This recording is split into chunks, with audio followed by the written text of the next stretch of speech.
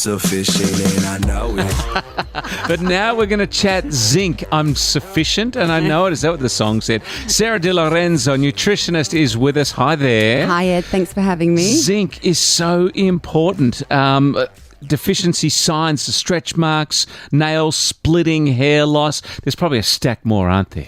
There's loads. There's heaps of deficiency symptoms. So it's a vital mineral. It's probably the king of them, right? It is something we do not want to be deficient in. Important for a wide range of functions, reproductive health, blood clotting, let's add in collagen formation, maybe thyroid function, absolutely, which is vital. Tell us more. I mean, you've tried to tally up the list. It's exhausting. Well, basically zinc is 200 enzymes in the human body are dependent upon zinc. Right. That is more than any other, a combination of all the other minerals together. So it is the king, absolute king. And basically when we look at why it's so important, we need zinc for the breakdown of carbohydrates, for growth, definitely for immunity. It's one of those things absolutely for your defense system, activity of hormones, cell division, wound healing, sense of taste and smell. Oh. Yeah, so there's a lot of factors, prostate health, there's a huge list, but yeah, it's massively important mineral. So with your client base and in the wider population, how common do you reckon zinc deficiency is? Interesting. When I was researching it, basically probably 10% of women, this was in 2011, this was an Australian survey done. 2011 indicated that 10% of women were zinc deficient, 37% of men. So that takes that total up to 47%. But I must say, like now when I think about every person I have that comes into my clinic for an initial consultation, I do a zinc test on. And when I do that, I would have to say that I think more realistically, 80% and I'm in the eastern suburbs, 80% of my readings show a deficiency in zinc. Really? Absolutely, Still that gender bias? Because men were 4 times more so in that survey from a few years back. It's similar actually. I think it's quite even all around, but yeah, definitely. Well, what foods contain zinc to help us boost it up? Okay, so the star food for zinc is oysters. It's off the charts, absolutely off the charts. I think second to that, definitely go for pumpkin seeds. Oh, yeah. And then we move into things like egg yolk, beef, liver, beef. The other one was milk, lamb, seafood, and whole grains. Okay. Ginger as well is a good one. What the heck have pumpkin seeds got on to be I know, they're really high in zinc. They are. They're just when you look at the graph, they're really high up pumpkin seeds. Pepitas as well, known as pepitas. Okay, so an egg yolk. So if we have a scrambled egg in the morning, egg that yolk, gets us definitely. Out zinc. It's all right if it's cooked up. Absolutely, yeah, it's fine. For that. Yeah, the heat's not going to affect it Rocky too much. Balboa cold egg drink before our morning run. Eggs down. All right, Sarah De Lorenzo, Yes. how do we test for zinc deficiency?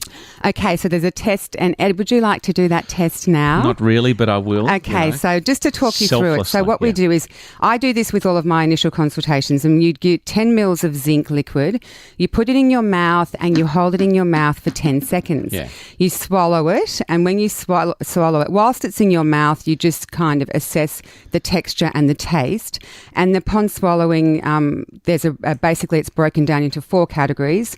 Category 1, if it's watery, is why don't we get you to do it first, and then I'll tell you the breakdown of categories. I mean, I'm testing all sorts of beautiful coffee blends later on. I hope this doesn't spoil it. It's not. If I had to weigh up which one I'm looking forward to more, it's going to be the caffeine here. I brought you in some chewing gum to chase it down with. Okay, so it's a liquid zinc? Liquid zinc, yes. And I'm not going to swallow it, am I? You swallow it after 10 seconds, yes.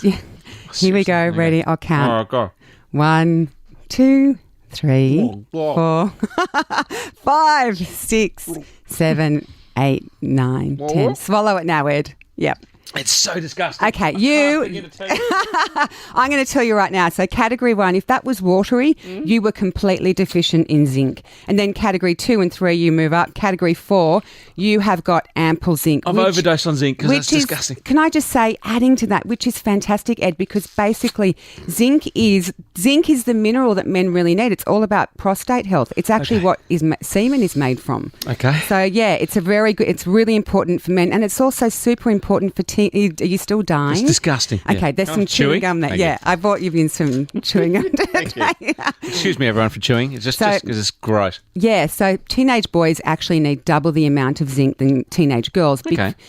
Because they're the demands are so high with those second sex characteristics with semen production. Okay, now look, I obviously got fine levels of zinc. Yep. Can you have too much? Does it become toxic? or- Yes, it can, and that's the thing. Like when you look at actually supplementing zinc, people can. You really should do it under the guidelines of a practitioner. People can get overexcited with zinc supplementation, and that's where look, to get toxicity from zinc, you would be having to eat bucket loads of oysters every day, and I don't think people are going to generally do that.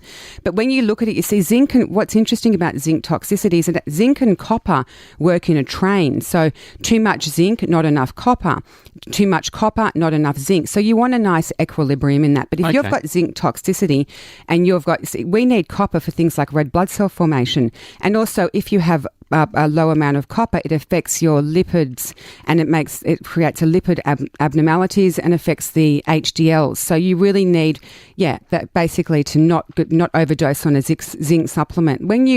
When I prescribe it, I prescribe the zinc drink, which is a liquid, and it's literally 1/4 of a teaspoon daily, which is the equivalent of 25 milligrams. Well, thanks for that 10 mils. That's really nice. So tell us, where does the zinc go if we have it? Where's it metabolized in the body? Where's it stored? Okay, so basically, it's when we eat zinc, it goes to our small intestine after it's been gone through the stomach into the small intestine, and the body will take at that point what it wants, and then there's protein binding binder called metallothionein, and metallothionein will actually hold on to zinc in the intestinal cells or take it to the liver until other parts of the body call for it. So zinc's really important for digestive enzymes. As I mentioned before, zinc's massively important for enzymes. So then some zinc may be sent up to the pancreas to assist with the synthesis of insulin and other digestive enzymes and make its way back to the small intestine. But the body will release it as it's needed, but it is stored. Gotcha. Yes. Why would we be low in zinc? Is it because we've had an exceptionally fine Valentine's Day or other activities? What depletes it? What depletes? Okay, so the pill, corticosteroid medications, iron supplements, alcohol, stress, sweating, diarrhea, a diet high in carbohydrates, which I'll elaborate on, and diseases of the gut, like inflammatory diseases like Crohn's and ulcerative colitis. But the thing about zinc is zinc can be the absorption of zinc will be blocked by a diet really high in carbohydrates like bread and pasta because of this molecule called a phytate. So phytate is in those carbohydrates, and it will. So if your diet is high in that, and you do like grains and breads and that kind of thing. Yeah. There is ways around it, but that will generally hinder the absorption of zinc. Interesting. Okay. And other supplements like iron you mentioned might also upset that equilibrium. It can as well, definitely, yes. Okay, fascinating.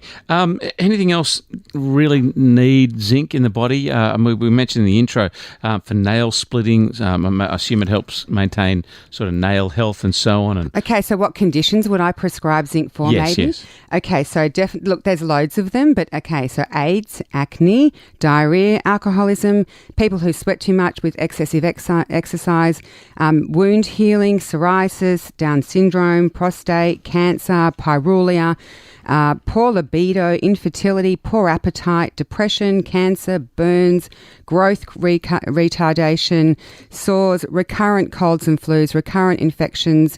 Actually, I have to say, celiac disease.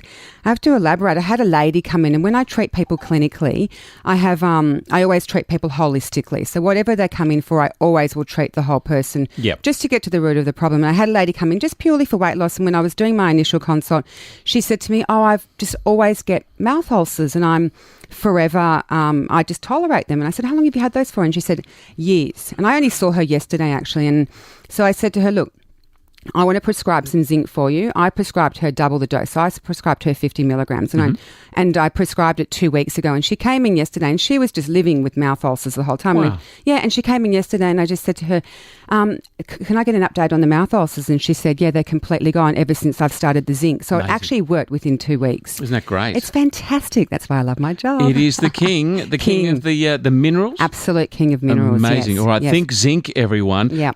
Ways to get it into you. Beautiful options. options: oysters, pumpkin seeds, I think egg yolks and beef and lamb and milk as well. Can you get some supplements as well? Creams, does that also help? I think oral supplements, creams are topical things with zinc you can't get. But yeah, just in the liquid form or in a pill is fine, definitely. Okay, fantastic stuff. If people have got these sort of symptoms that we mentioned that might point towards a zinc deficiency, Sarah can point you in the right direction. The sdlmethod.com is your website. Yes. And something you see pretty regularly by the sounds of it in a lot of your clients. I do, and that's what surprises me, and that's why I wanted to bring up today's segment, because I want people to understand and be able to address it if they've got any of those mild signs and symptoms like lack of concentration, if they've got things like poor sleep, loss of infertility is another big one, especially with men, but loss of taste and smell, all those mild things that people can have that they can just tolerate as a way of life. Good point. That's what I think that they should address zinc. See a practitioner, get a zinc test done, just like you did today. So easy, so simple, just to have the liquid. But not delicious. No, have you recovered yet? Well, I've got the chewy still, and it's quite nice. I have a stock of chewing gum for people, but I have to say I haven't used it much. Really? Well, I'm seeing a lot of zinc deficiency. Well, yes. I'm kind of proud of myself because that was god awful. Yeah. So that's good news. Yay that I nearly threw up. I know. Fantastic. sdlmethod.com is Sarah's website. She's available for coaching online as well. So wherever you're joining us through Perth, Brisbane, Sydney, Melbourne, you can contact her via that way. Get your zinc tested, an important one. Nice to see you this week. Nice. Thanks so much for having me. Could we hear the zinc song to go I out love again? the It zinc was song. just so good. And we're back with more. My muscles and I ain't afraid to show it. I'm sufficient and I know it.